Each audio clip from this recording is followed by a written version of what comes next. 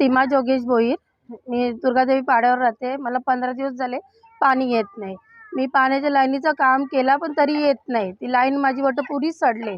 तर मी दुसरी लाईन घेतली. त्याच्यावरून ते परशुराम पाटील ते बाबा येऊन त्यांनी प्लंबर काम करत होता, मागून येऊन लाथ मारली त्याच्या.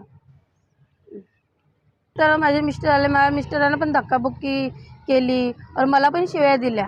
मी शूटिंग करत होते, मला पण बडबड करत होते आणि प्लंबरला पण मारला. माझ्या मिस्टरांना पण 2-3 वेळेला धक्का दिला आहे.